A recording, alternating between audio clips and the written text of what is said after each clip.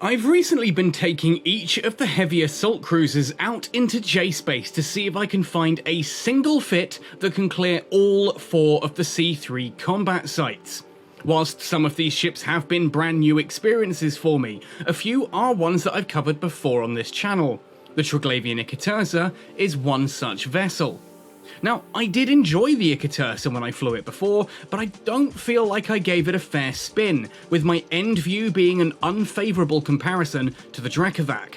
Now, several of you commented on that video and suggested some stuff that you thought I might have missed, so when it was time to circle back to the Ikitursa for this series, I was excited to take your advice and try it again. And in this video, I'll reveal what I discovered. Ahoy there folks, I'm Captain Benzie and welcome back to another video for EVE Online. In today's video we are going to be taking another look at the Triglavian Collective's Ikitursa Heavy Assault Cruiser.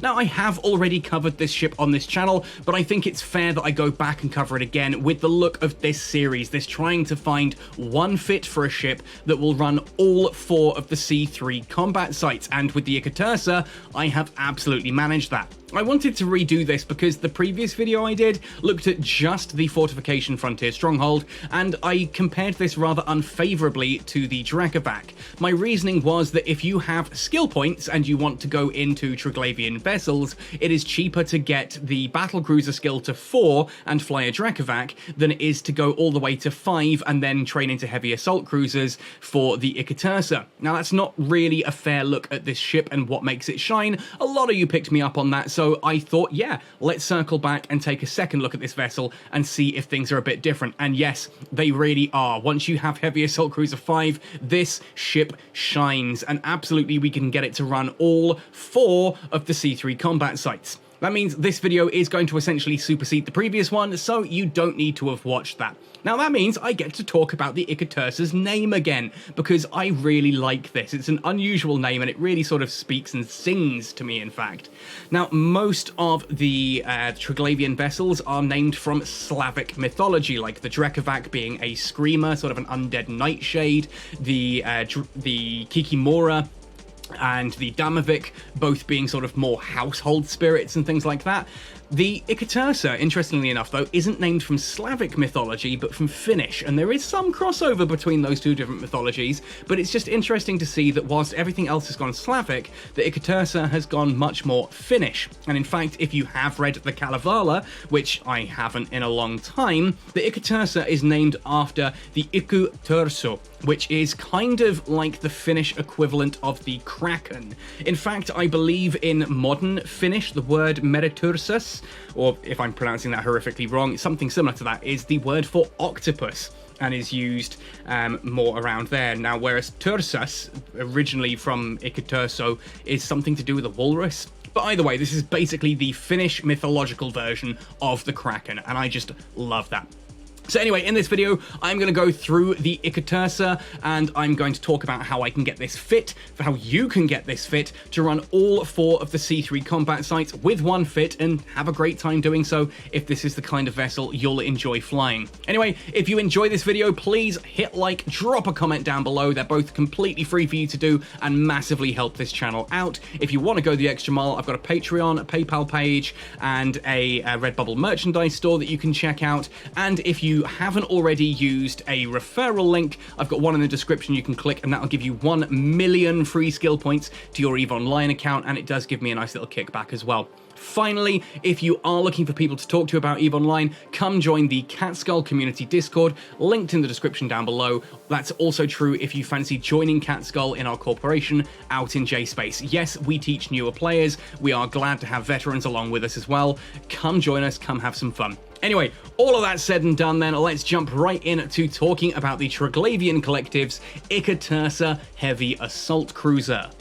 As usual when doing these videos, we're going to take a look at the Ikitursa Heavy Assault Cruiser itself directly, have a look at its trait page and talk about how this ship works and how you should be skilling into it. If you've seen all this before from the previous Ikitursa video, then do just go down into the description of this video. There are timestamps. You can skip ahead straight to the fit. So, let's have a look at the traits page, and we're going to start at the bottom and work our way up for reasons that will become clear as I do so. First of all, we have roll bonuses, the first of which is the ability to fit assault damage controls. Now, if you don't know what an assault damage control is, essentially it is a special type of damage control unit, whereas a standard damage control unit gives you passive resistances to your hull, armor, and shield. The assault damage control does that and a little bit more. Now, it's worth noting that the passive resistances to hull, armor, and shield aren't quite as much as you'd get on a standard damage control unit, and the assault damage can only be fit to either assault frigates or heavy assault cruisers, as listed here in the description page. So you can see all of these different ships here. These are ones that I've gone through and covered on this channel for this little mini-series, with the exception of the Adrestia, the Ishtar, the Mimir, the Vangel, and the Bestla, because those are Alliance tournament cruisers, and I doubt I will ever get to fly one of those. Now, an assault damage control, though, does have one notable advantage over the standard damage control unit, and that's that you can activate it, and during its activation time, which is 8.78 seconds, you get a whopping bonus to your resistances, as we'll see later in the fitting section. There is a 150-second delay before you can reactivate it, but before those 8.78 seconds, you are taking very little damage at all. It is very much a panic button. I really like this. Some people do like to just use the standard damage controls in these fits for that big passive, but for me, I like the ability to use that panic button. Very useful, especially if someone jumps you, which is obviously quite a common occurrence in J-Space. The other roll bonuses, 50% reduced energy neutralizer capacitor need, doesn't help us in PvE because you can't mute out rats. 50% reduced remote armor repairer capacitor need, which is very useful if you want to run multiple of these together and go with a spider tanking setup using remote armor repairers. We also get a 100% bonus to remote armor repairer range, so you can be further away from each other while spider tanking, and a 50% reduced smart bomb capacitor need. I've yet to find a use for that one, but I'm sure there are some people out there who will use that specifically for PvP. Very useful for getting enemy drones off you, that kind of thing. But again, for PvE, that's not going to help us at all. We then have Precursor Cruiser bonuses. You're going to have this all the way up at 5 anyway. This skill is obviously Omega locked. The ship being a Tech 2 ship is fully Omega locked anyway, but you will need Precursor Cruiser 5 in order to fly this. That's going to give you a 25% bonus to the Heavy Entropic Disintegrator damage and a 25% bonus to Heavy Entropic Disintegrator tracking speed. Very useful for hitting all of the different targets around you. Better tracking, very, very useful. And the damage means you can actually get some really quite scary DPS out of this if you allow those entropic disintegrators to ramp up for long enough, which against battleships they will do. We then have the Heavy Assault Cruiser skill. Now this, obviously you need to have at least to 1 to undock the Ikitursa. I've now got this all the way up to 5. The previous version of this video, I only had it at 4. And with the Ikitursa, yes, that does make a difference. The Ikitursa actually has one of the highest DPS ramps of all of the Triglavian ships. Its Heavy Entropic Disintegrator can scale up higher. It can spool up higher than any of the other ones available at this sort of size. The trouble is it takes quite a long time to get there. That's where this skill comes in. That full level 5 Heavy Assault Cruiser adds a 100% bonus to the damage multiplier, which means it spools up faster, you get more damage on each cycle, so you hit those big numbers just that little bit quicker. Also, 7.5% bonus to Heavy Entropic Disintegrator maximum range. Very nice. I was running that at 30% because I only had Heavy Assault Cruiser 4 before. Now that it's at 5, that's a 37.5 maximum range, which doesn't make a huge difference, but it's nice to have. It makes things a little bit easier to work with and means you don't have to swap ammunition quite as frequently as I was doing in that previous video. Now, the question here is, how high should you train your Heavy Assault Cruiser skill? And with the Ikitursa, I would say training it to 4 is probably the bare minimum for getting this thing undocked properly and having a good time with it. I would actually recommend getting this one to 5 for that damage multiplier bonus, because it speeds things up so much. It does really well. Not vital by any stretch. This isn't gonna, it's not a life or death thing. You could probably undock this at like Heavy Assault Cruiser 3 if I'm being honest, but if you're using an expensive ship like this, I feel like you should have a decent level of skill in order to fly it. But anyway, all of that said and done then, let's take a look at the fitting itself. And there are going to be some things we can tweak about this, some things that you can surely modify depending on if you want to bling things, or if you're only going to be running certain of the 4 sights. Essentially, remember, this is a one fit for every single one of the C3 combat sights, and if you're only going after specific ones, you may find that you can tweak this fit to do those sights better. We'll discuss that as we go around. Now, the first thing that I consider when I'm fitting a ship for C3 combat sites is the presence of awakened upholders. These are just probably the defining ship of these combat sites. They're cruisers, they're fairly fragile, they orbit at 30 kilometers away, they don't do a huge amount of damage, but they do neutralize you, and they do stasis webify you, and that can be a problem, especially on sites like the Aru's construct, where there are 4 of these, and they will basically hold you in place with 4 webs whilst applying heavy neutralization. Now, this means I need to consider 2 things. First of all, capacitor stability. There's a lot of neutralization coming from these sites. We need to make sure that we are capacitor stable for the most part. Now, ultimately, when you've got 4 awakened upholders on you at the beginning of the Aru's, you are probably not going to be cap stable, but you can kind of kill 1 or 2 of them off quickly, and that will help your capacitor recover and stabilize that way, so we can account for it in that sense. There are some battleships that neut as well, and other ships around, but for the most part, it's the awakened upholder.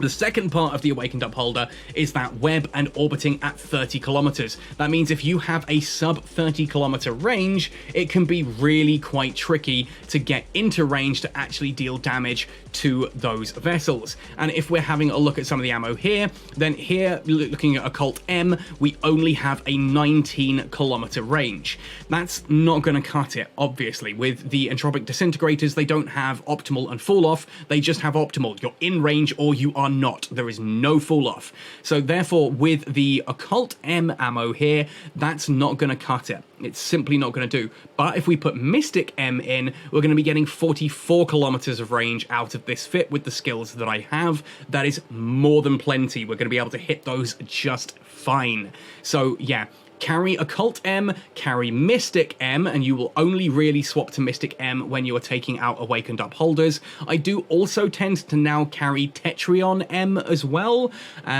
Basically, that's for firing at the frigates and the slightly faster moving ships, because the Tetryon, you sacrifice some of the DPS of Occult M, you get a little bit of extra range, but you get better tracking, which is very useful for killing those frigates just that little bit faster. So carry the 3 types of ammo with you. Fortunately, heavy Entropic Disintegrators have an incredibly short, near instant reload time. Very, very useful.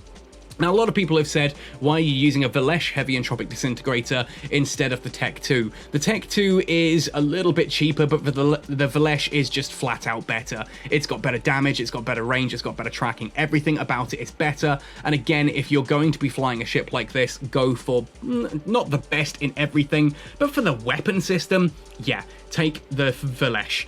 It allows you to use Tech 2 ammo. As you can see here, I've got a Occult M loaded in it just fine, despite the fact that it's not a Tech 2 module. Still well worth doing.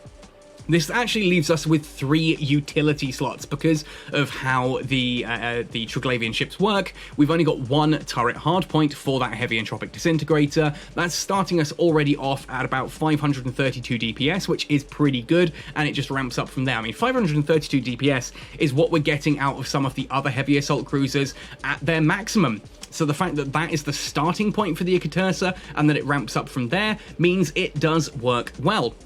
Anyway, 3 different utility high slots, and it's kind of up to you what you want to do with these. Because I'm in J-Space, I am going to put a core probe launcher in one of those, just in case a connection closes and I need to wrap it away or anything like that. I do have the ability to scan down other wormholes. I've also gone for a prototype cloaking device one, because again, if I'm in J-Space and someone looks like they're about to jump me, I can warp off to a safe, cloak up, and wait them out. It's a good way of doing that.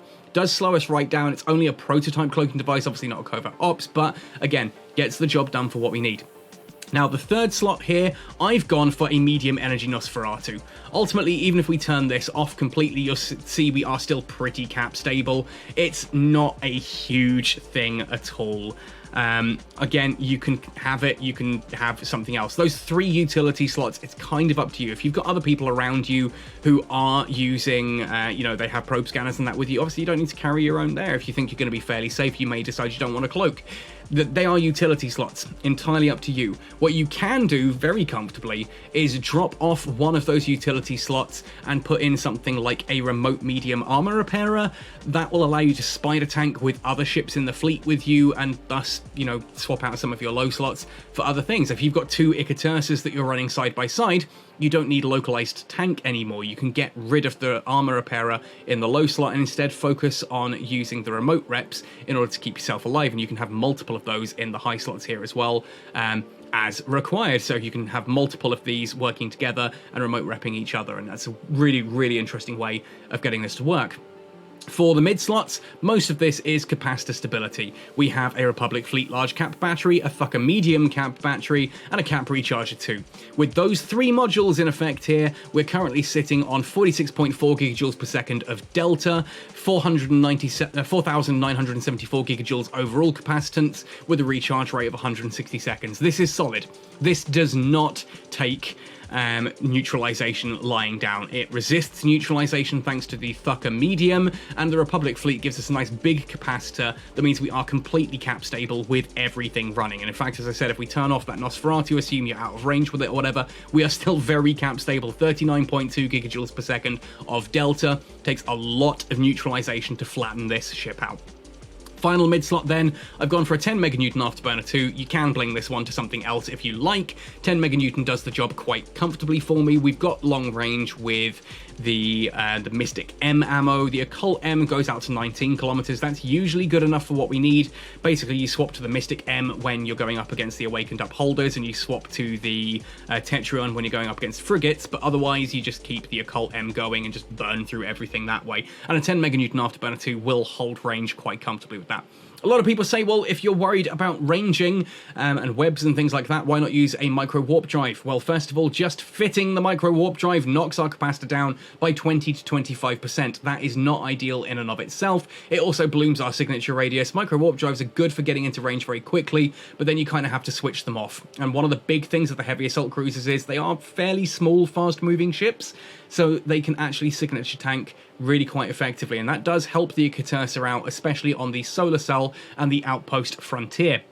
For our low slots then, most of this is tank. We have the Assault Damage Control 2 on the left-hand side. If you look at our resistances here, there is a slight hole here in the Armor Kinetic, which you might decide you want to plug. This does work with it as it is. Basically, we have the Reactive Armor Hardener, which is going to fill that for the most part. But if we activate that Assault Damage Control, look at those resistances. That suddenly becomes 84 all the way up to 95% resistance. You are taking no damage at all pretty much for those 9 seconds, whilst your armor repairer does its thing.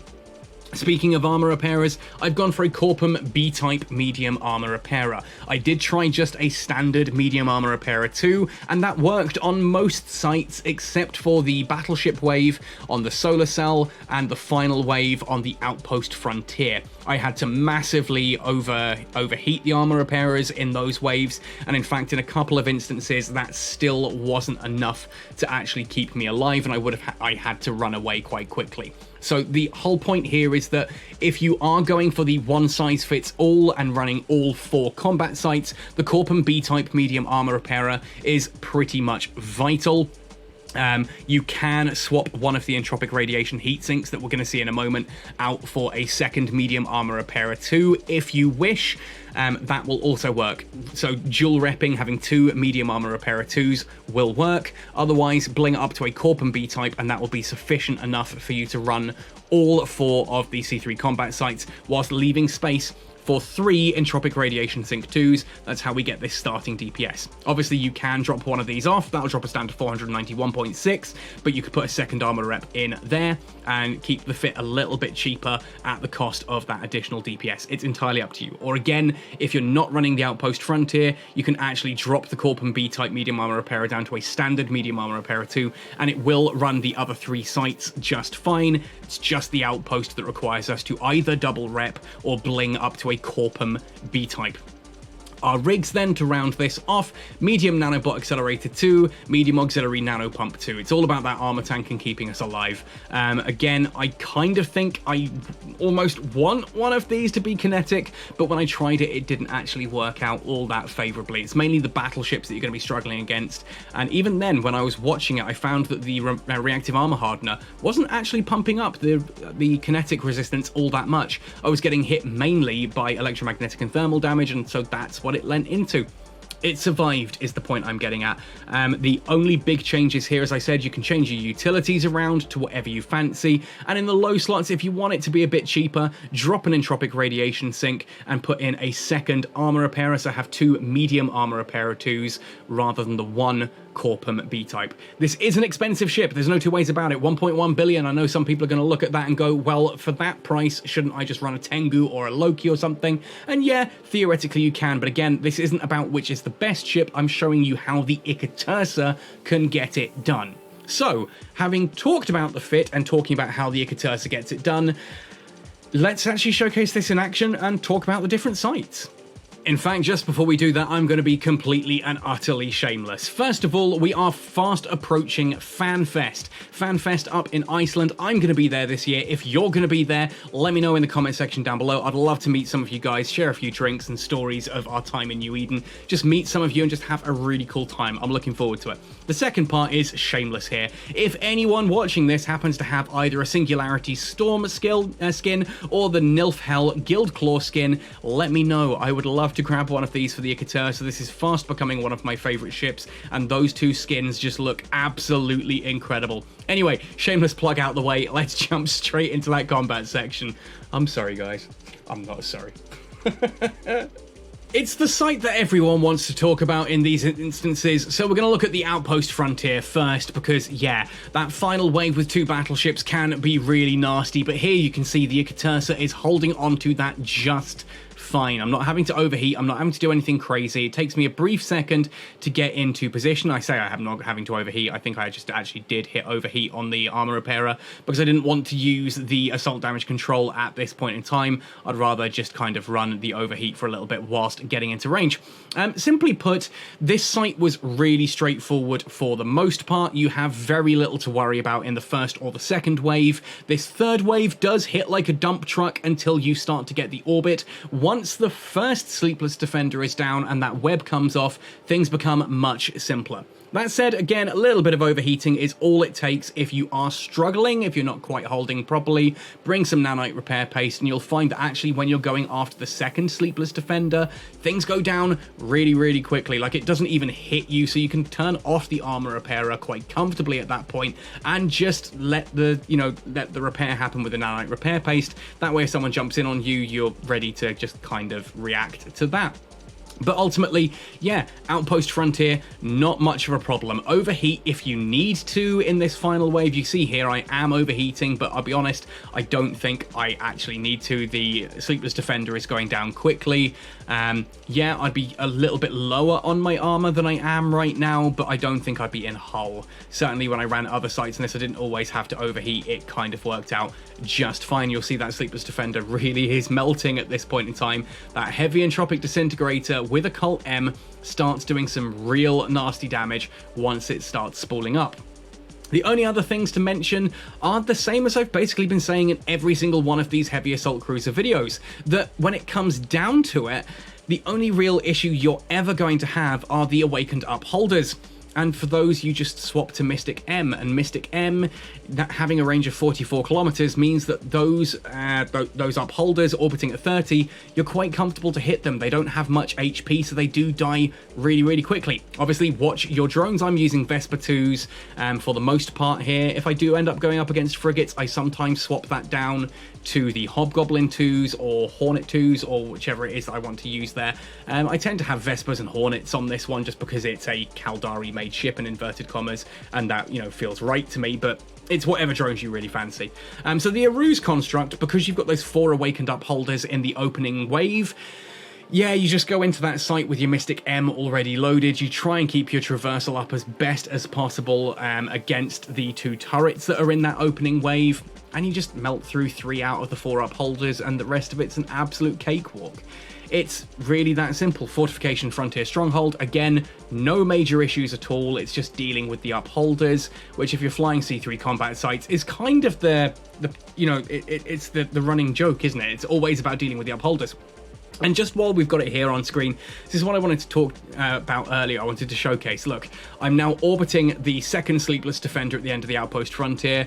I'm taking so little damage that I can actually quite comfortably just turn the armor repairer off and repair the overheating damage. I've also got the fitting page here open now just to watch the spool up and see how high that actually goes now that I've got Occult M running here on the Sleepless Defender. We've already broken 1,000 DPS, which for, a cruiser at 19 kilometer range is pretty awesome. I personally feel like there's something quite cool about that. We're about to go 1,100 on a cruiser at 19 kilometers range, almost 20 kilometers of range. And yeah, my gunnery skills are pretty maxed out as well, but that's just really cool. 1,200? Are we going to break 1,200? I think we are. I think we're about to get it. Is it going to go before we get the ship killed? Oh yes, 1,208.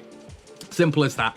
Yeah, all 4 of the sites with the Ikitursa are actually really, really simple. And this is something I kind of wanted to almost apologize for. When I did this video before, I compared it to the Drekavac because the idea that the Drekavac and the Ikitursa, you actually use less skills getting the Drekavac up and running than you do the Ikitursa. Despite the fact that it's a higher tonnage vessel, obviously the Ikitursa being a Tech 2 ship, you need to have Precursor Cruiser 5, whereas for the Drekavac you only need Precursor Cruiser 3 and then Precursor Battle Cruiser up to 4.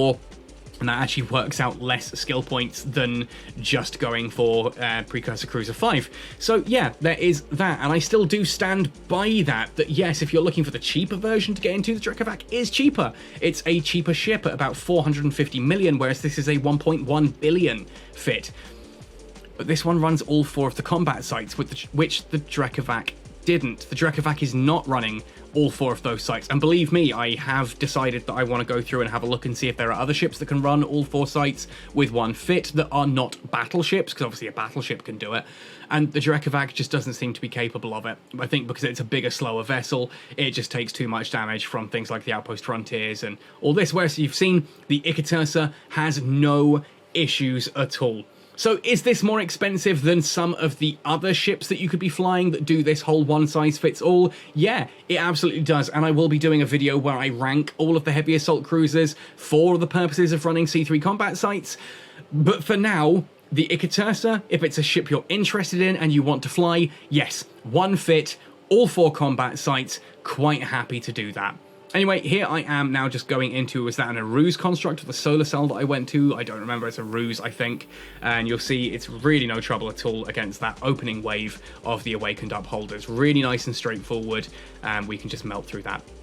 Anyway, folks, that's about everything. If you want to run the Ikitursa in C3 combat sites, this is how you do it, and it does great. It really does great. I've been really impressed with this ship. It's great to have more reason to get this one undocked. I love the way it looks. I love the way it flies. I do like the Triglavian ships a lot, and the Ikitursa is swiftly becoming one of my favourite vessels in EVE Online. Certainly, I think it's up in the top 10. So yeah, there's that. Anyway, thank you very much for watching this one right the way through to the end. If you do have any questions or comments, let me know in the comment section down below. Otherwise, folks, happy sailing, and see you in New Eden. Or indeed Iceland if you're going to FanFest. Remember, hit me up on that one. See you in New Eden.